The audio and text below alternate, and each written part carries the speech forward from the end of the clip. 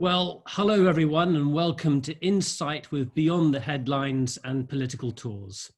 After 3 elections in a year, Israel has a new government and its Prime Minister, Benjamin Netanyahu, says his first step will be to start annexing parts of the West Bank. We're here to have a look at the possible consequences with Dahlia Scheindlin, an Israeli political strategist based in Tel Aviv. Hello, Dahlia. Hello, thanks for having me. And also with Sam Bahour, an American Palestinian businessman based in Ramallah and a well-known commentator in the region. Hello, Sam. Hi, thank you. Firstly, we're going to look at what exactly is being proposed by Benjamin Netanyahu and then gauge what impact this will have on Palestinians. Does this mean an end of the two-state solution in the Mideast peace process? In a separate interview after half an hour, we'll then discuss what the impact is, what impact this will have within Israel and on the idea of a Jewish state. At the end of the hour, we'll be able to have our own discussion and share our thoughts on what we've all been talking about here. So if you've got any questions, remember there's a box at the bottom of the screen. You just put in your questions in the Q&A box just down there. And any ideas, any suggestions, pop in there and we'll come to those questions probably in the second half hour. Firstly, let's go to Dahlia Scheindlin. I think the best thing here is to try and sort of give us an introduction to what's going on here, give some context, and then in a moment I think you've got some maps that might be useful to look at as well. But Dahlia, can you just start off by saying how this has come about? How this has come about. Well, thank you for having me and thank you everybody for joining. I will start out by saying to understand how annexation came about, we really have to go back to 1967. Okay, I won't go through everything, but immediately after the end of the war, Israel began incremental forms of annexation on the ground without saying it. It expanded the municipal borders of Jerusalem and effectively placed those expanded parts of East Jerusalem under full Israeli control, de facto annexation, without calling it anything. And I'm going that far back to make the case that became a precedent for what happened essentially over the next few decades after the war. The next landmark would be, of course, the start of the settlement projects, which are a form of physical presence that makes Israel's hold over the region permanent, at that time both in Gaza and the West Bank and East Jerusalem. The next pit stop will be 1980 and 1981, when Israel passed 2 important laws. One was a basic law, which has constitutional status, British people know about that, that essentially said Jerusalem is now all under Israeli law and jurisdiction. All of Jerusalem, that is an effective statement of annexation without using the term annexation or sovereignty, just saying law and jurisdiction, it's a basic law. Very shortly after that, Israel passed a law with identical language, extending Israeli law and jurisdiction over the Golan Heights. Another form of legal de facto annexation without calling it that. The settlement project, meanwhile, of course, expands and expands. So you have essentially physical forms of incremental creeping annexation. You have a developing legal process for Israel entrenching its hold over the region, but Israel didn't say it openly. What happened is over the last decade, due to various political forces that we don't have time to go into right now, but a sort of competitiveness on the right and empowerment and growth of the right-wing pro-settler community led both the settlers and the mainstream right-wing community in Israel, including Mr. Netanyahu's ruling Likud, to basically kind of embrace the approach that Israel had a right to permanently stay in the West Bank. This is after pulling settlements out of Gaza, and increasingly talked in terms of extending sovereignty, usually avoiding the term annexation. The big change comes in 2019, because up until 2019, Netanyahu has a way of cultivating proxies within his government, coalition partners, young politicians, to advance these ideas without actually saying it himself.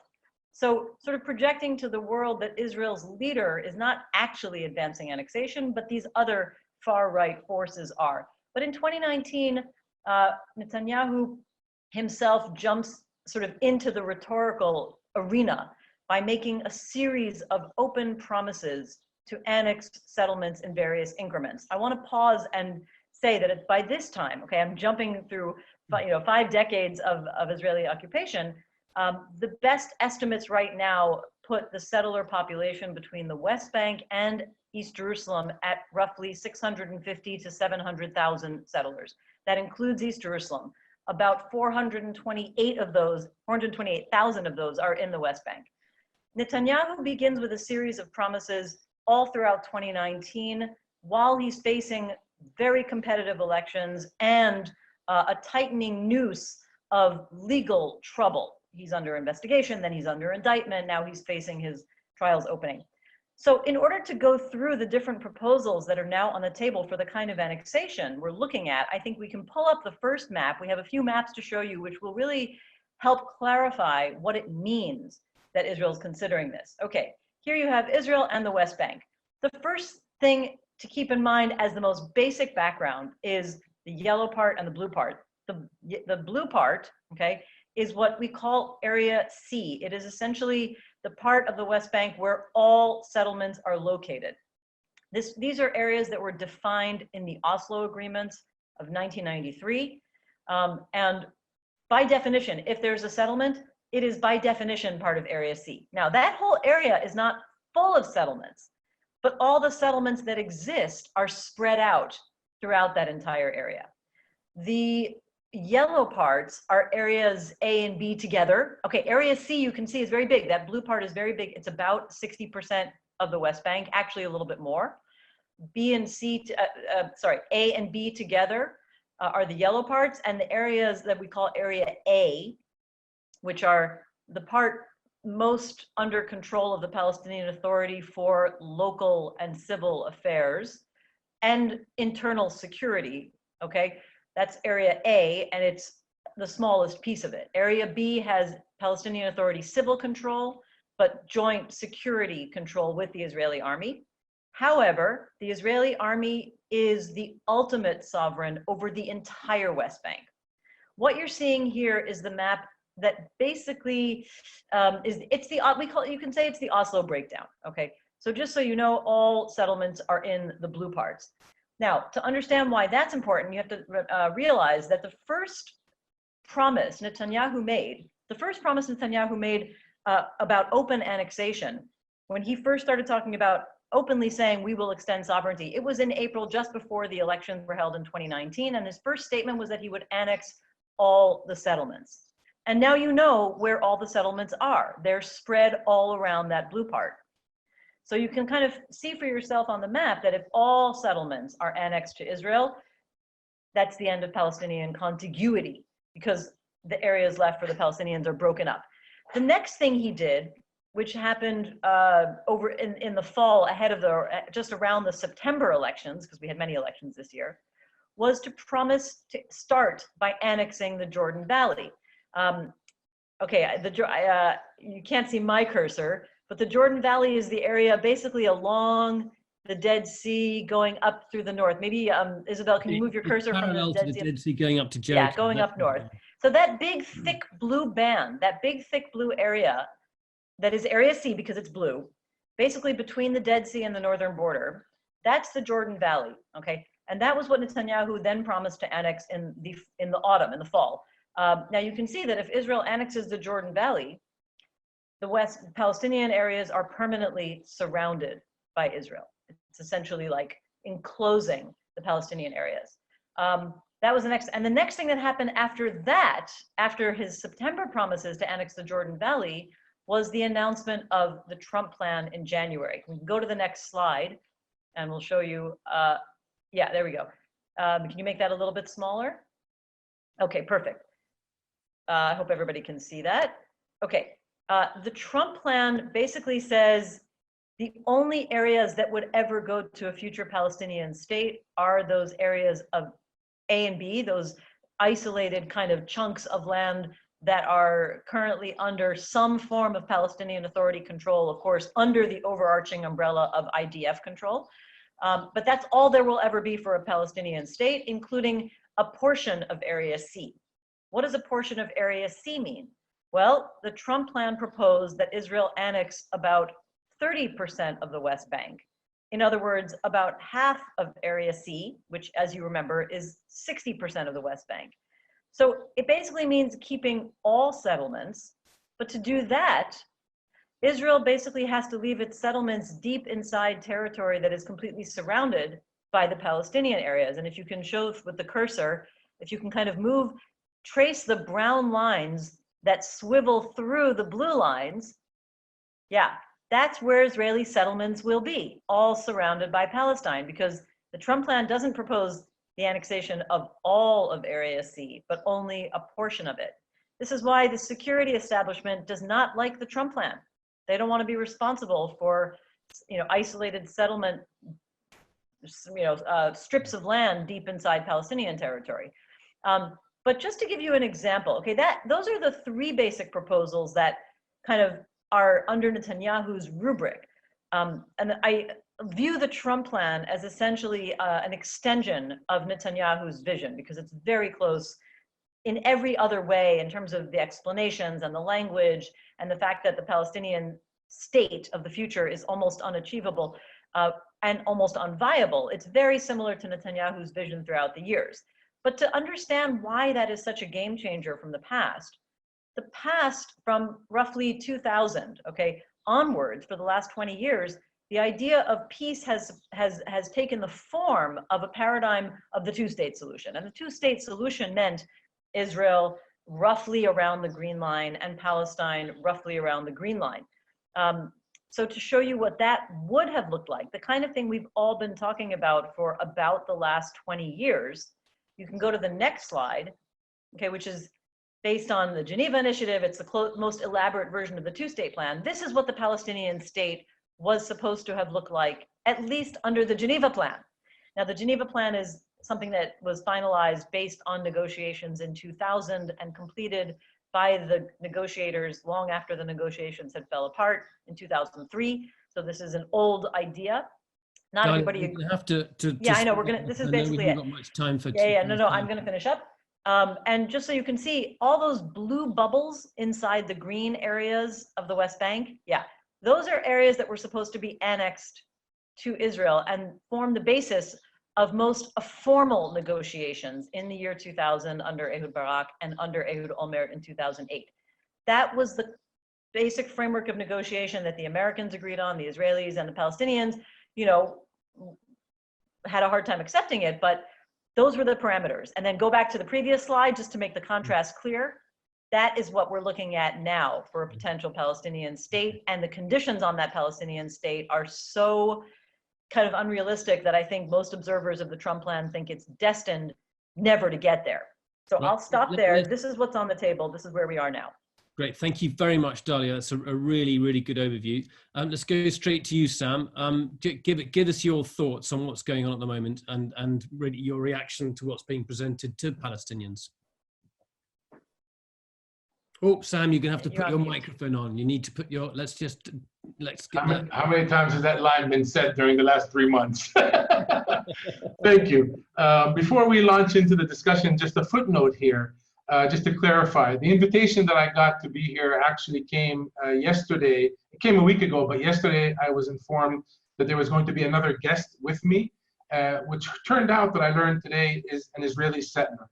And I communicated with Nicholas that we have a policy, or at least I have a policy, of not sitting on the same panels as settlers. And that's kind of a given for us.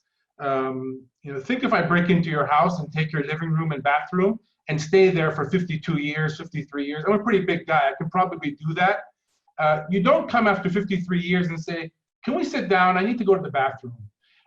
Also, think about US, 1960s. The KKK asking an African-American brother of somebody who was lynched to come in the house for a discussion. Those kinds of discussions aren't happening for a principled reason. Having said that, I have no problem whatsoever meeting with Israelis. Dahlia is a good example. In 1 hour, I will be on a call with Tal Becker, who's an official on the Israeli negotiation team. So I have no problem with Israelis per se. To your question, in a very quick way, given the time constraints, I would say that people are like shocked and surprised by this annexation. And not to brag, but the Palestinians are not. What we're seeing today is the culmination of, how you want to count, 72, 52 years of effort that has been during the last 20, 30 years, totally in broad daylight, being done and being condemned over and over again by states and the international community, but yet allowed to happen. And what I would say is, it doesn't have to be called annexation per se. I actually think the Netanyahu government is trying to work its language around not using annexation. What I would say here is that what we're talking about at core is the Charter of the United Nations, Chapter 1, Article 2.4. And it talks about, and I will read this sentence, it's that important. All members, that means Palestinians too, because we are a member, all members shall refrain in their international relations from the threat or use of force against the territorial integrity or political independence of any state, lowercase s, or in any other manner inconsistent with the purposes of the United Nations. So we're talking about the acquisition of land by force. And as Dahlia properly put in historical context, this is not the first time that we've witnessed annexation. The world knows that. The world in 1980, including the US, passed multiple security, I think two, but one for sure, Security Council resolution that passed unanimously condemning annexation as being illegal and calling for Israel to reverse the decision. We have also seen a creeping annexation over the last 50 years, both in terms of land acquisition by force, let's call them settlements, but also legal kind of acts which have applied in very creeping ways Israeli law on parts of the West Bank, mainly the places where settlers reside. And today's, the government of Israel prior to today's, talked about transportation sovereignty, creating a road network totally linked to the Israeli side. So we're seeing all different shapes and forms of Israel basically assuming by force more Palestinian reality, whether that's land or otherwise. The issue at hand today, in my opinion, is not annexation per se. It is the lynch that we're going to actually hang on a move forward to be able to expose what we've been saying for the last decades, which is this is no longer an Israeli military occupation. It is a US-Israeli occupation, and both of those countries need to be held accountable for their violations of international law. Some may tell you, we don't want to apply international law. And here I would say we all have to ask ourselves and answer a very, very key question. Are we for chaos today in 2020, or are we for a rules-based world order? Prior to World War II, it was chaos. We know what happened in World War II and prior. The world was very, very ugly. After World War II, the United Nations came forward, international humanitarian law came forward, the International Criminal Court came forward, and a whole bulk of conventions and treaties to try to bring some order to the world. Is it 100% clear cut? Absolutely not. Are there rules that need to be applied? Absolutely yes. So what we have to ask ourselves today, if we are a rules-based society, which means it's not the wild, wild west, and it's not might is right, and it's not that because I'm strong today, I can beat you up, because tomorrow you'll be strong and beat me up, nor can we accept some kind of heavenly discussion that God is a real estate agent and gave us this, no discussion, it's over. That's the chaos-based world.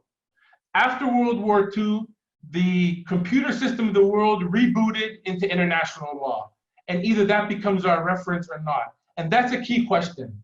Because if we Palestinians don't know the game that we're playing, heavenly game, because we have our God, we have people on our side who also think that God spoke to them, or international law, we won't know how to play the game. The Palestinians, ever since 1970s, adopted international law as our reference point, November 29th, a very important date, 2012, Palestine gained non-member status in the UN. We became a state in the UN system. Our status as a state is exactly the same as the Holy See. We're a non-member observer status, aiming, like many states prior to us, aiming to go forward into full membership. So today, when we talk about, like, the introduction slide that you started this whole presentation with, had a duplicate in it. You said Israel, Palestine, and the West Bank. Palestine is the West Bank. It's Israel and Palestine that are at stake. And Palestine happens to be a state under a heavy-handed Israeli US military occupation. And we ask for the world to hold that occupation accountable so they can exit Palestine and we can live Palestine and Israel like any other two states living next to each other. Hopefully we can be an example of how to live next to each other, without walls, without fences, but that's for future generations. Okay, Sam, I've got lots of questions. I've got a short period of time here. A, do you still believe in the two-state solution? And if so, why aren't you negotiating? Absolutely yes, regarding the two-state solution. Actually, what I just said prior is kind of, we're beyond that discussion. This is no longer about one state or two state. The Palestinian political agency, not me as an individual, the Palestinian political agency already spent that capital. And when we gained recognition in the United Nations, with our own hands, we brought the resolution to the podium of the General Assembly and the Security Council before that. And we were able to get the General Assembly to have a majority vote yes. Over 130 countries voted yes. The majority of the world is in line with already materializing the two-state solution on paper. What we're talking about today is getting a foreign military called the Israeli military forces outside of that other state. So the two-state solution is over. In terms of a discussion, it is a fact on the ground, and we need to deal with the reality. Interesting, this entire Trump plan, and I would correct my language, it's the United States' plan. Trump happens to be the representative of that state, and the plan itself is coming from the United States with its current administration, of course. That plan and the entire aggressive approach of Netanyahu during his last 10 years in office comes at a time when Palestinians not only learn the game of international law, but prove beyond a reasonable doubt that international law is on our side. And the majority of the countries of the world accept that. When Palestine became a state in the United Nations, all of a sudden the game has changed. Now we start talking about what happened in 1917, what happened in 1897. We can have that discussion. It's nice history discussion. I'm a student of history, so I can probably have a good debate with somebody about history, but I'm a child of today. And we need to deal with a rules-based world today. If we want to go back in our discussion, 50, 70, 100, 2,000 years, one party doesn't go back by itself. Let's take both narratives back. And we can go, why stop at 2,000 years? Let's go 5,000 years back. And we'll end up someplace where there were no states. So we can go back as far as you want, or we can adopt the new operating system of the world, which happens to be the rules-based world that we live in. Why are we not negotiating? Because there has not been an opportunity after 26 years of engaging the process, running from capital to capital, called the Oslo Accords. A lot of people like to call them the Oslo Peace Process. It wasn't called the Oslo Peace Process for a reason. There was no peace there. But we ran around for 25, 26 years negotiating. We started this process in 1993 with 100,000 illegal settlers in the West Bank and Gaza. 25 years later, we have, as Dahlia noted, around 600, 700,000 settlers, all expanding, taking land and moving more of Israel's population as we were negotiating. So the Palestinian leadership came to their senses rather late and said, hey, wait a second. We will not continue to negotiate if Israel has a free hand to continue to build more settlements as we're negotiating. There will be nothing left to negotiate if we keep going forward. Having said that, last point, the Palestinian president only yesterday, almost daily, he's saying, we are ready to negotiate tomorrow morning. But this is not a barroom brawl. This is a negotiation that has to happen with parameters and a clear agenda. And our agenda is not what God said or didn't say. Our agenda is embedded in international law and the rules-based order. Sam, I think you said something very interesting. You alluded to the political capital that's been spent by the Palestinian leadership.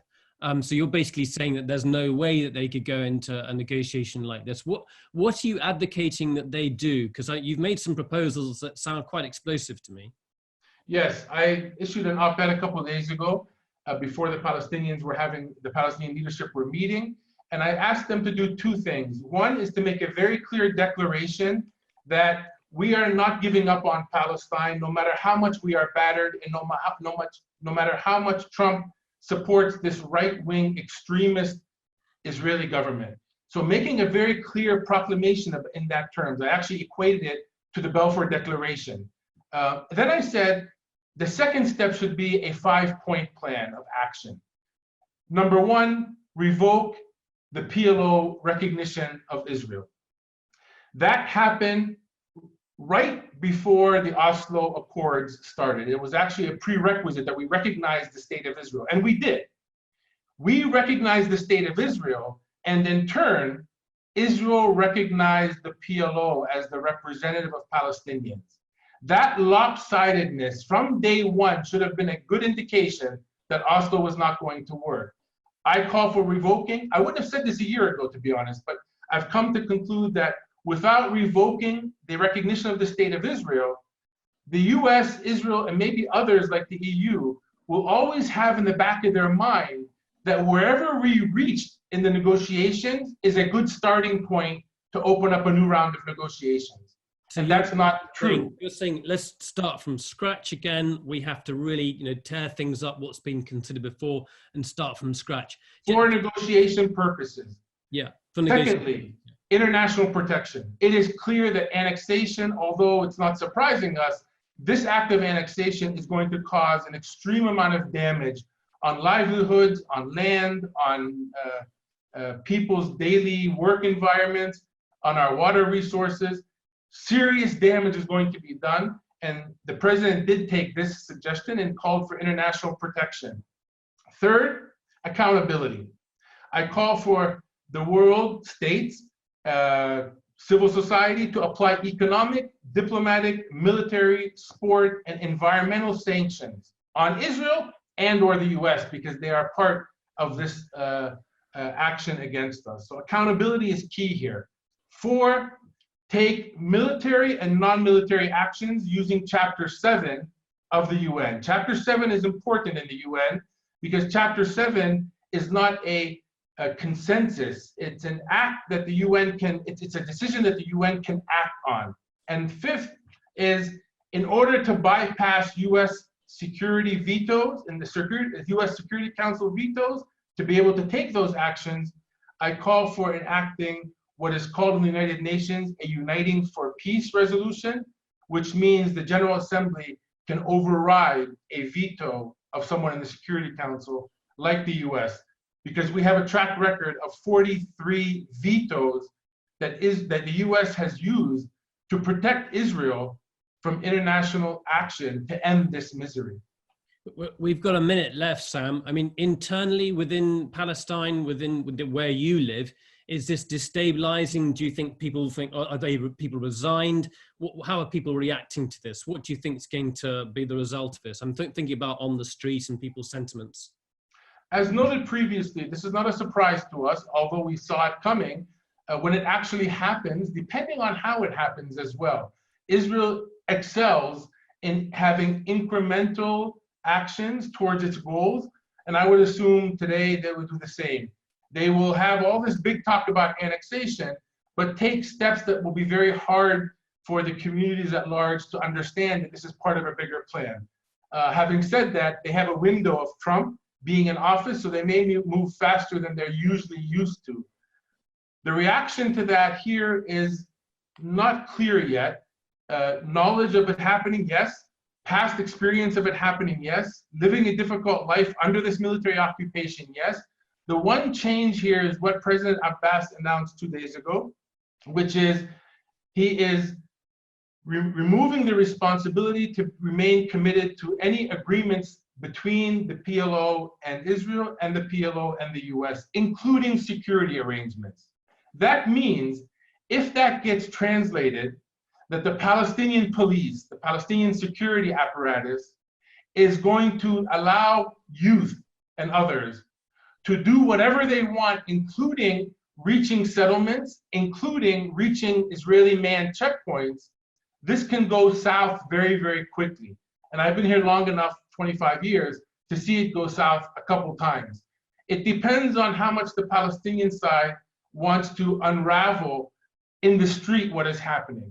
I would hope that they would have some kind of maintaining some kind of control, because if it unravels, everything is up for grabs, including their chairs, in terms of the Palestinian leadership themselves.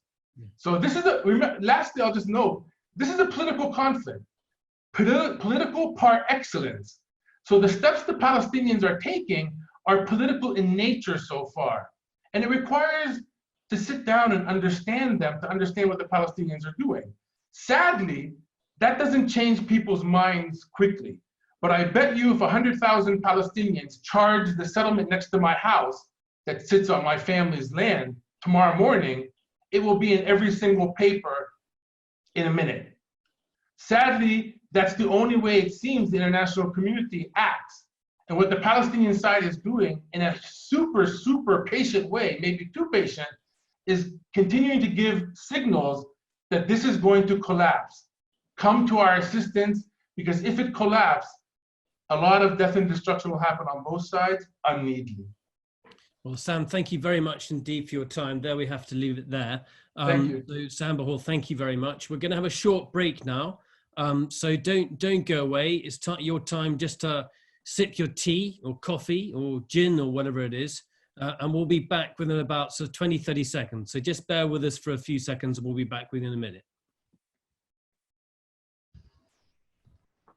Well, welcome back, everyone. This is the second half of our discussion, and it gauges the reactions within Israel and among the settler community in the West Bank. Joining us now, as well as Dahlia, we have Rabbi Uri Pilichowski. As well as being a rabbi, Uri advocates actively for Israel internationally, and he also supports the Israeli government's moves to annex settlements in the West Bank. And I think, Uri, you're actually speaking to us from the Jordan Valley at the moment. I'm just going to check that we can hear you first of all. Uri. Can you hear me? Yeah, I can hear you very clearly. That's fantastic. Thank you. Thank you very much for having me. No problem. I mean, presumably this is something that you welcome, the government's decision to follow up on this opportunity to annex parts of the West Bank. And I presume something you'd like to have happened a lot earlier. Yes, very much so. Very positive about it. I think it's a positive step towards, and this might seem shocking, especially after what you just heard, but I think it actually will advance the course of peace in the region. So why do you think that's the case? Why do you think it's going to, we've obviously heard about the discontent and the sort of restriction on Palestinian lives. Why is it going to improve the situation? I think that we've been stuck in 52 years of the stagnation, that we haven't seen much advancement. I think we've seen resignation to what's going on. And I think that Israel has the ability to improve Palestinian lives if given the chance. And I think that taking control of this area in a legal sense will allow that to happen. I think that's our goal. I don't think Israel's goal at all is to push our Palestinian neighbors down at all, but it's to bring them up and improve their quality of life. And we can do that much better if we're governing legally as opposed to just this incremental middle ground status quo. So that really suggests that you don't believe in Palestinian self-determination. You don't believe in their right to a nation. I do. I think that they should. I've just, unfortunately, based on having way too many conversations with Palestinians who are advocating, like we just heard, sanctions against us and sometimes even violence against us, I don't see it moving forward. So given the option of holding on to a hope that I don't see happening, of a two-state solution, or improving the lives of everybody in the region, I'll go with improving the lives of people in the region. And if the Palestinians come to the table and say, actually, we would like to negotiate, so that I'm all happy to do so. I am a believer in the two-state solution. I am a believer in giving self-determination to my Palestinian neighbors. But if it's not going to happen, which I don't think it can, so then I think we should move forward into other solutions. Okay, well, I think we're going to open up very shortly into a very interesting conversation. I mean, the obvious sort of follow-up from that, Dahlia, is the idea of the Jewish state and where that leads. If you start annexing the West Bank, you're bringing this population under control of Israel. Essentially, you do have an apartheid-like situation. You've got sort of Bantustans in which Palestinians are increasingly restricted. At some point, you're going to say, look, these people have got rights too. They've got to have the same rights as Israelis. And then you're in problems if you believe in the idea of a Jewish state, a state for the Jewish people. You're asking me? Yep. Yeah. I mean, I think that the thing is that the discourse in Israel focuses around the idea of limited annexation over the areas I showed you on the map, right? Either the 30% of the West Bank the Trump plan proposes, or let's say even Area C, which some of the further right politicians have proposed in the past. And, and Uri and I were actually just talking about this. There are some politicians, including within the Likud, who talk about annexing all of the West Bank, but it's not a realistic part of the agenda right now. The thing is, I think Israelis are convinced that this is possible to just annex pieces and that whatever's left can maybe someday be a Palestinian state. But I think that, a close political assessment, including what we saw this week, shows that that is very unlikely because annexation, annexation or an undermining of the possibility of Palestinian statehood can very easily lead to a domino effect, where the Palestinian political leadership, which is already teetering on the brink of collapse, it has very little legitimacy among Palestinian society. It has no real power, doesn't have genuine sovereignty, could easily collapse. And it's very hard to imagine what would happen afterwards. It looks like chaos. There's no particular political process for the Palestinians to have a next generation of leadership. And I think that when Israel starts annexing, it ultimately leads to the slippery slope towards essentially taking full control over the West Bank in some form or other, whether it's Israel legalizing annexation or simply de facto permanent control. And so I think that's the only difference between what you just said and what many Israelis, including mainstream Israelis, not everybody is focusing on every little angle of it. But I think that the general understanding is, okay, we can just annex a little more. We can just take more land and then leave the rest, whatever's left, those pieces in the maps I showed you, for the Palestinians someday. But I don't think that's a realistic assessment. I think that ultimately the whole thing becomes part of Israel. And then you do have a situation of different tiers of people who are subject to Israeli authority. Some are citizens, some are permanent residents, and some do not even enjoy the status of permanent residency. Permanent resident status, I should specify right now, is what Palestinians in East Jerusalem hold. They hold something like citizenship, except that they are not citizens, which means they cannot vote in national elections. That's the key difference. And they also have much less, they enjoy fewer kind of civil rights. They can, they face home demolition. They can have their residency revoked and then not be allowed back into the country. But people who don't have permanent residency status, like most Palestinians, not in East Jerusalem, but in the rest of the West Bank, have no civil rights at all. They are under military law. And they don't enjoy any of the normal civil rights protections that we would have as citizens or even as permanent residents. And so that's the situation where if Israel is in permanent control over the whole area, whether it acknowledges that or not, it is a reality of very unequal levels of citizenship. And that's what I think in terms of the Jewish state factor, well, I guess it depends on how you define the Jewish state. I think that for most Israelis, and now I'm speaking as a public opinion researcher, when I used to ask people, Israelis in my research, what does a Jewish state mean? The most common answer I would get was a Jewish majority. And now I think there's sort of a confusion or a murky area of society, a discourse in society right now where people aren't really asking the question. But I think if you ask that question today, secular people will say a Jewish majority, and more ideological people really committed to the Jewish state, including all the additional areas, will say, well, a Jewish government, you know, a Jewish voting constituency, a Jewish majority in the voting constituency, or something that ensures that Jews have control even if they're not a majority. And so, yeah, the formula breaks down. Personally, I think that if Israel annexes all this, it will neither be a Jewish state nor a democratic state. But maybe Uri wants to weigh in on that too. Uri, I mean, what are your feelings? I mean, I don't want to try and sort of put the whole sort of mantle of political responsibility for what's going on now upon you, but just personally, somebody who's a rabbi, somebody who believes passionately in your right to be where you are. How do you envisage your future with the Palestinians? Do you see them as equal citizens? Can you imagine a government which has could even have a majority Palestinian party in it? So I appreciate not putting the entire burden of the Israeli political future on my shoulders, but I can tell you what I would want and what many of my neighbors want. But settlers are not one homogeneous group. We all have different opinions, and we're all different people.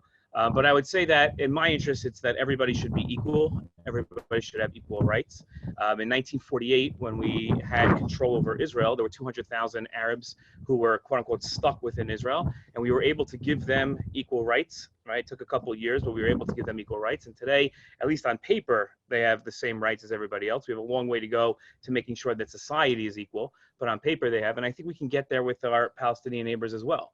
So I don't think that it's a doomsday scenario if we eventually extend our sovereignty to the entire area of Judea and Samaria.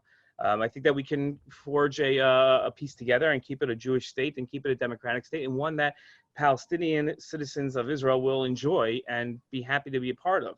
Keep in mind that today, Arab citizens of Israel will always, I mean, I'm sure there are exceptions, but would prefer to live under an Israeli government than under a Palestinian government. And what's your problem with a Palestinian state? I mean, if it controlled its own borders within the West Bank, it had an airport, it had ports, and if it had full jurisdiction of that area, what's the problem with that? I don't have a problem with that. I'm happy. I would love if the Palestinians would come to a negotiating table and negotiate the details of what a Palestinian state would look like. I am not a one-stater, or like I said before, I would be happy to establish a Palestinian state, but I think more than anything, Sam proved the point by refusing to even be on a panel with me. That, besides the offensive comparison to calling me a KKK member, I am full-fledged into equal rights for Palestinians. I don't think that I'm any better than them. I don't think they're any better than me. I have friends that are Palestinians. I go shopping with Palestinians. I don't think that there's any problem with Palestinians, and I think they should have the right to a state. But in order to get there, we have to negotiate and we have to talk. If we can't even sit on a panel together, so then I don't know how we're going to get any other steps. And I think that's where you saw where the only other way that, if it's not through negotiations, it's through international sanctions, which I think we all know is not going to happen. Right. Okay, everyone. Let's have some of your questions there. I've got a few coming in now, and I'm going to actually direct a couple of these questions to you, Dahlia. But please, everyone, there's that. If you look at the bottom of your screen, there are the two bubbles there. It's called Q&A. Type your questions in there, and what we'll do is we'll come to you and open your microphone. If you want to be, put your camera on, you can, and then you can ask your questions directly to our panelists. So we had a couple of questions, and I think they're probably more aimed at Sam. But Dahlia, maybe you could sort of deal with this. I mean, what options are open for Mahmoud Abbas and the PA? He's in a very tough position, isn't he? I mean, he's really, really undermined. He's been in government. When was the last time there was an election in 2006. When was it? 2006. 2006. Yeah. What can he do? I wish you hadn't asked me that, and I bet you would. I bet Sam wishes you wouldn't ask him that either, because there aren't very many steps for him to do. I think what we saw him do this week, this kind of ratcheting up the threats of backing out of previous agreements, is one of the only things he could do. There are limited options. You either oppose the occupation and lack of self-determination through civil means, through political means, or through violence. We've seen that the Palestinians have tried pretty much all of those methods over the years. Violence hasn't worked. They've been through that numerous times. Israel has rebuffed it.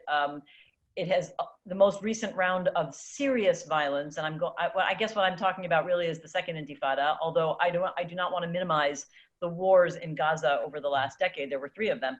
But, and those would be included in my observation that violence, using violence has, meant devastating results for the Palestinians. And I don't think we have, particular appetite for that right now. Although, when we do public opinion research, we find that Palestinians and Israelis tend to support nonviolent methods, civil methods, when negotiations seem to be working. But then when they don't seem to be working, support for armed struggle goes up in the polls. So that there's always a trade-off in terms of public opinion. But that's one option. The Palestinians don't seem to want it right now. Of course, Israel doesn't want to have another war, intifada. But the civil methods haven't worked either. And when I say civil, I mean political. So the UN strategies, asking the UN to recognize them as a state, which the UN eventually voted on and did as a non-member observer state, but it hasn't really changed the Palestinian situation. They have widespread recognition from over 130 countries. That hasn't really generated genuine sovereignty. And then you have civil resistance like, weekly demonstrations that went on for over the course of a decade throughout Palestinian communities in the West Bank. And that didn't change things other than, give people a sense of empowerment. The other major nonviolent method that has nothing to do with Abu Mazen, by the way, is boycott. Now, we might disagree, Uri and I think it's a non-violent method of political protest, but it's primarily being driven by civil society, not by Abu Mazen. And, the Palestinian Authority doesn't really sign on to it. What BDS has accomplished in terms of changing Israeli policy is very little. What they have accomplished for Palestinians is bigger because they have created a widespread organizational structure that has brought civil society together and has been a very unifying force for Palestinians in the diaspora. So when you ask what Abu Mazen can do, not very much, but I do think that there may be room for civil society activists, organizations, both among Palestinians in the region and abroad, to leverage these networks they've built and try to change their strategy. But what is that change of strategy? The only thing I hear Palestinians talking about as an alternative is what they're calling a rights-based strategy. I should say it's not only Palestinians who are talking about that. I hear many left-wing Jews talking about that as well, or advocates for the Palestinian cause. And the idea is, if Israel is going to control everything or most of the region, that they say, okay, forget about this state concept. The only state we are being offered is a mutant stillborn state. It doesn't have any genuine sovereignty or even land contiguity. It doesn't count as actually controlling our lives. So forget about that. Just give us full and equal civil rights. Now, I was happy to hear Uri say that you support equal rights, because even if you don't support one state, we are getting closer and closer to that. And I'd rather if we're going to have one state, personally, I'd rather it be a state of full citizen equality and equal voting rights for everybody. I dare say that the civil rights movement in the United States took more than a decade to resolve issues. A decade? I would say it took several centuries. Yeah, that's my point. The point is, if you're going to talk about a civil rights movement, it could go on for a very, very long time to come. Listen, I want to bring people in here. So, Isabel, if you could open up some microphones. Please also, if you want your camera on, just be ready. If you'd like your camera off, you can control it. There's a little sign at the bottom left-hand side where you can stop video if you want, but we can open microphones and cameras. Shawki Al-Assad, I think you're on the States. You've been listening in. I know you had a question for Sam. Let's try and bring Shawki in. And then Bahour Gill as well, Isabel. If you could bring Bahour in as well. Shawki, can you... Shawki, I think you're up now. Just give us your comments on what you've been hearing so far, Shawki. You need to open your microphone as well. Open your microphone, Shawki. Hi, my question was to Sam. I am a Palestinian refugee. I live in the States, and my parents were expelled out of Palestine when each one of them was 9 years old. So I'm very close to what's going on emotionally, even though I'm far away. And I was just keen to hear, I did not read Sam's op-ed. I did not know about it, so I'm gonna go read it. But I wanted to know what his thoughts are, because I agree 100% with what Dahlia said. The options are so limited for Abbas, and he made that decision 2 days ago. He's threatened this before. I would like to know from Sam, based on his experience and him living in the West Bank, what does he think the PA's next steps are, given what happened? Yeah. So if Dahlia can weigh in on this, that would be even great. I think she just talked about it. I think Dahlia, you just answered the question there. Yeah. I'm not too sure. And maybe you can send Sam's op-ed in the chat box here. Yeah, Sam's op-ed was what he highlighted, which was basically go back on the Oslo Accords. You need to start from scratch in terms of the negotiation process. There needs to be international protection for Palestinian land and the West Bank under Chapter 7 of the Security Council. And then the other one is to revoke the recognition of Israel, which would be a major step. So basically pull back from everything. Yeah, I don't know what a major step it is, because I don't think very many Israelis know that the PLO did acknowledge, recognize Israel in 1988. Yes, no, that's true. That's true. So what I'll do, Shaki, is I'll try and I'll send some of Sam's communications to you, so that might help. Byron Gill. Just one last comment, because I know you have access to Sam and I don't. And I've read for Sam before, and I know he's a pragmatic guy. And what he's proposing in that op-ed, I'm going to read it, but I heard him summarize it. It's a very tall order. We can't even agree on stopping the war in Syria or Libya. For us to get as an international community and put those steps on the ground effectively, I just don't see that happening. So I would love to hear his thoughts about that. Yes, no, I think that's fascinating. I think what is interesting is that Sam is what you would, I think Dahlia would agree with this. Sam is a very moderate Palestinian commentator. He is not, he's not a hardliner in any way. And so that the fact that he's proposing these, making these propositions, making these suggestions is actually quite, I think, an indication of how bad things are within Palestinian politics in terms of what's happening here. I do want to go back to Dahlia to give us to get a bit more interpretation on why Netanyahu's done it at this time. Certainly there's a huge, a big political context to this. Sure. I also want to bring in Byron Gill. Byron's got a good question. Byron, are you there now? Byron? Yeah. Hold on. Go on, Byron. Sorry, technology issue. Okay, hi, can you hear me? Yeah, and we can see you. Great. Yeah, it's good. Yeah, I've got my DJ rig here. Thank you, everybody, for this opportunity, and nice to meet you, Yuri, and nice to see you again, Dahlia. I have a really simple question, which is, how does this, under a Biden administration, how do you think this whole situation might get recast? Is this sort of an attempt by the Trump administration to kind of rush things through together with Netanyahu to kind of change the facts on the ground before an upset in an election, which is possible, maybe even likely? And what do you think happens if it's Biden, who together with Obama, I thought was pretty vocal about the settlement? So would love to hear what we think, in 2021, what could happen.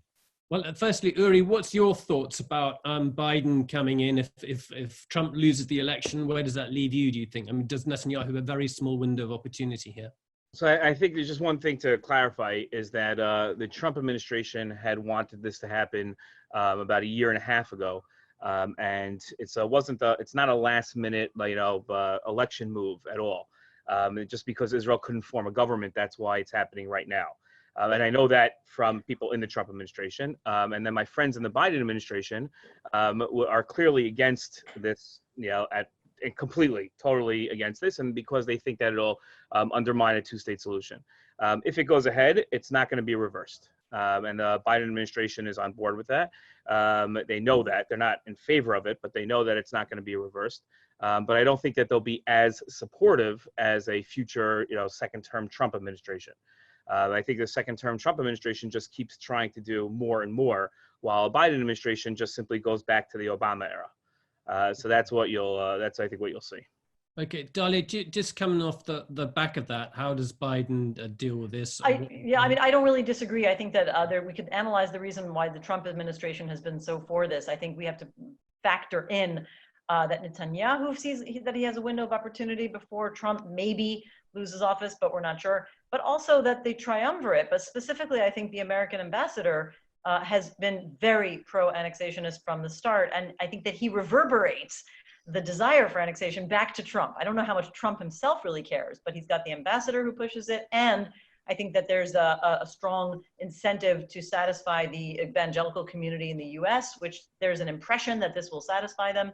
And so it's moving ahead, I think, partly for that reason. Under a Biden administration, I agree with Uri. I mean, I think that the Biden administration and the Middle East policy team is certainly against this, and they're certainly against annexation, which they consider a unilateral violation of international law. But I think that the irreversibility that Uri pointed to is well beyond the Trump plan. We are very close to irreversible right now in terms of going back to any kind of infrastructure for implementing a two-state solution in which the Palestinian state would have any sort of genuine sovereignty, control, and land contiguity. And you know, all it takes is a little more construction east of Jerusalem, south of Jerusalem, a road from Uri's house out to, you know, the Dead Sea. And I think that we are looking, or I mean, a separated road. And I think we're looking at, you know, something like irreversibility, you know, very easily. And so, yes, the Biden administration would theoretically put the brakes on this particular plan, certainly would deter and maybe use America's international clout to, you know, make noises as if it might threaten Israel if Israel were to actually do any unilateral annexation. But the question is, would a Biden administration push Israel to reverse that existing infrastructure that is preventing anything like a two-state solution today? And I doubt it. Certainly not in terms of symbolic gestures. Biden has clarified that he would not, for example, move the American embassy back from Jerusalem to Tel Aviv. And I don't think, you know, even Obama eventually didn't really, you know, want to come to loggerheads with Israel. And I think Biden would be in a similar situation. So Trump plan could be rolled back. I'm not sure how we get from there to going back to the possibility of a genuine two-state solution. If we can bring up, I'm going to ask Uri a question briefly now, but if we can bring up Barbara Clark and then Muna Hosub, who's in, I think Muna might be in Hawaii, which is a long way off. I don't know what's the time in Hawaii at the moment. Uri, I mean, Benjamin Netanyahu, he's a masterful political tactician. Do you support him? Are you a guy that thinks he's genuinely interested, committed to what you want? I don't think anybody knows what Prime Minister Netanyahu wants. I think we all understand that he wants to be the prime minister. I think we can agree with that.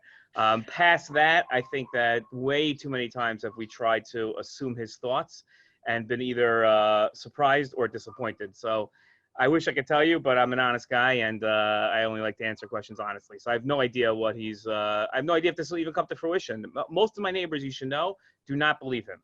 Do not think that this extending of sovereignty to Judea and Samaria will ever happen. They're very skeptical. Uri, I've got to ask you. Wait, can I pitch a quick question to Uri? Yeah. Because what we're reading in the Israeli press is that there are deep divisions within the settler community about the Trump plan, whether they're for it or against it. And just this morning, there was a big letter from the head of 8 settler municipal local councils saying we should support it, but the Council of Judea and Samaria officially doesn't support it. So Uri, can you explain to us why there's this division in the settler community? Yeah, so everybody likes the parts of the plan that give us what we want. And then there's division on the parts that we don't want. So there is a large movement amongst us that does not want a Palestinian state. The Trump plan is a two-state solution, right? Whether or not you think it's likely to happen or not likely to happen, it does call for a two-state solution, which a lot of people in my neighborhood here want it all. They just want 100%, and they don't want to hear anything that they don't want to hear. So they were very disappointed when they saw the words two-state solution coming from the Trump administration. So that's where the division lies. If they took out the two-state solution part of the Trump plan, you'd have 100% approval here in Judea and Samaria.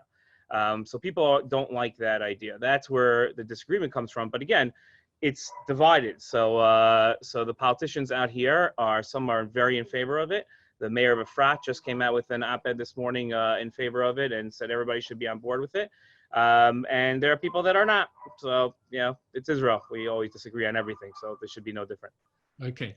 I'm going to take Barbara Clark's question. That's going to be the last question. And then we're going to go into our discussion internally. And then I'll take Muna, I'm going to take your comments because you've got a lot of comments there. And I really want you to talk about them and share with the group. But Barbara, can you make your point? Ask your question first of all. This is our last question in the in this section of the talk. My question is really about possibilities for legal challenge of the situation. It kind of goes in with Sam's points about the UN law, and there's also the case that has just been opened in The Hague. So I just wondered what that's very much been the Palestinian Authorities' tactics, I think, over the last 4 or 5 years, is to try and pursue legal means in international courts, try and do lobbying within the UN, and I think they've had very, very limited success so far. But Dahlia, do you want to pick that up? Well, I'll just make the point that once Israel if Israel does actually pass laws, they begin debating them on July 1st. We're talking about laws that nobody knows what they're going to say. Are they going to talk about annexing the Jordan Valley, annexing settlements? All these have been on the table, as you heard from me. But I think the point is that if Israel passes direct laws openly saying we are extending law and jurisdiction to XYZ territory, that will be a sort of parting shot for the international community to take more assertive / even aggressive action. It won't be military action. It probably won't even be severe sanctions, but I think it will ratchet up the kinds of condemnations, possibly ending favorable trade status in Europe, in various countries. There's been a lot of discussion of that in the UK and in Europe, in policy circles. And I think that it would be the natural course of affairs. I mean, when countries advance unilateral annexation, Israel would not be the only one to face some level of somewhere between that range of declarations condemning it to full out sanctions. And we have seen a whole range of activity in between. All you have to do is ask Russia how it's being treated by the international community for annexing Crimea to know the extent of how far those sanctions can go. I don't think they will go that far in the case of Israel because, frankly, we live in a realist world full of state interests, and nobody has quite the interest in going as far with Israel as they do with Russia. But I do think we will see more concrete action than we have today, which is almost nothing today. Well, listen, thank you very much indeed for that, Dahlia. I mean, Yuri and Dahlia, welcome to stay online. Normally we limit this discussion to an hour. We've done 2 half hours. Dahlia, Yuri, you're welcome to stay on if you want, but I understand if you've got other time commitments. Do join us again next week when we've got another debate coming up. So please do tune in for that. You've got, it's Anthony Baxter, who's the documentary maker. So here's the talk. It's called You've Been Trumped. And he's made a series of documentaries. One was about Trump's golf course up in Scotland. And then his most recent story is about Flint, Michigan, and the water pollution crisis there, which is going to be a very crucial story, I think, in the run-up to the election in November in Michigan. That's going to play a big part in that election there. So do join us next week at 9 p.m. British Summer Time on Tuesday.